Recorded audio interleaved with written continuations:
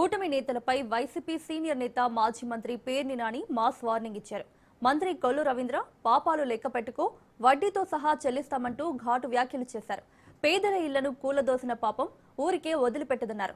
ఇళ్లను కూల్చి వారి గుండెల్లో దింపిన గుణపాల బాధను తెలిసేలా చేస్తానన్నారు. పదవులు అధికారం శాశ్వతం కాదనే వాస్తవాన్ని గుర్తుంచుకోవాలన్నారు. కూటమి నేతలు చేస్తున్న అరాచకాలకు సమాధానం చెప్పి తీరుతామన్నారు.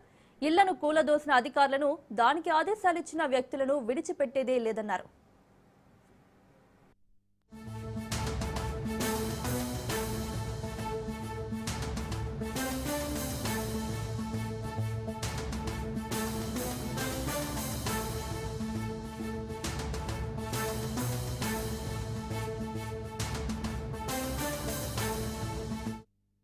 కూటమి నేతలపై వైసీపీ సీనియర్ నేత మాజీ మంత్రి పేర్ని నాని మాస్ వార్నింగ్ ఇచ్చారు. మంత్రి కొల్లు రవీంద్ర పాపాలు లెక్కపెట్టుకో వడ్డీతో సహా చెల్లిస్తామంటూ ఘాటు వ్యాఖ్యలు చేశారు. పేదల ఇళ్లను కూలదోసిన పాపం ఊరికే వదిలిపెట్టదన్నారు. ఇళ్లను కూల్చి వారి గుండెల్లో దింపిన గుణపాల బాధను తెలిసేలా చేస్తానన్నారు. పదవులు అధికారం శాశ్వతం కాదనే వాస్తవాన్ని గుర్తుంచుకోవాలన్నారు.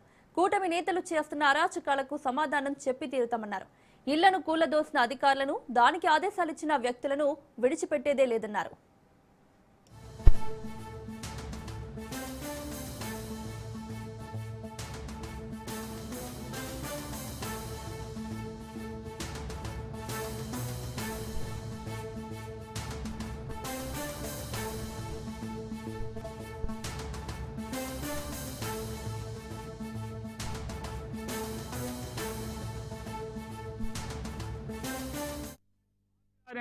మున్సిపల్ కమిషనర్ గారు మరి ఏమైపోతాడో ఈ పాపాలన్నీ మూట కట్టుకుంటున్నాడు. ఒక సంవత్సరంన్నర క్రితం 200 మంది కుమ్మర్లు తూర్పు కాపులు వాళ్ళ రెక్కల ముక్కలు చేసుకుని రేకుల షెడ్డులు పాకలు కట్టుకుంటే నోటీస్ ఇవ్వకుండా మొత్తం నిర్దాక్షిణ్యంగా కూలదోశాడు. అది అయిపోయిన తర్వాత సర్కారు తోటలో ఒక పేదవాడు ఇల్లు తాటాకు తీసి రేకేసుకున్నాడు. ఇదే బాపిరాజు నిర్దాక్షిణ్యంగా నిర్దయగా వెళ్ళి ఆ ఇల్లు కొట్టేశాడు. ఏంటంటే మంత్రి గారిని అడగండి అంటాడు. నాకేం తెలియదు, మంత్రి గారిని అడగండి. పాపం మూట కట్టుకుంటున్నావు బాపిరాజు, పాపం మూట కట్టుకుంటున్నావు.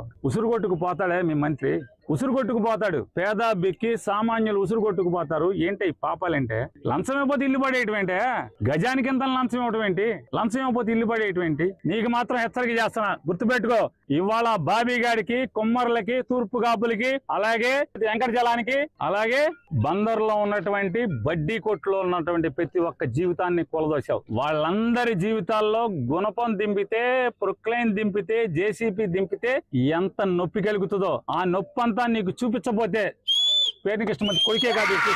ఈ బాపిరాజ్ చౌదరి గారిని 2029 గవర్నమెంట్ రాగానే, జగన్ రాగానే ఆ కమిషనర్ బందర్ పోస్టింగ్ తీసుకొచ్చి ఇదే బాధ, ఇదే ప్రొక్లైన్ దిగితే గుండెల్లో ఎంత బాధ ఉంటుందో నీకు, నిన్ను ఆడిస్తున్న నీ పెన్ డ్రైవ్లన్నీ కూడా సేఫ్ లాకర్ లో దాచుకుని నిన్ను తోలుబొమ్మలాగా ఆడిస్తున్నటువంటి ఆడికి ఇద్దరికి ఈ జేసీబీ బకెట్లు దిగితే ఎంత బాధ ఉంటుందో చూపించకపోతే కొల్లు రవీంద్ర చూసుకో. ఇదే బాపిరాజుని బందర్ తీసుకొస్తా.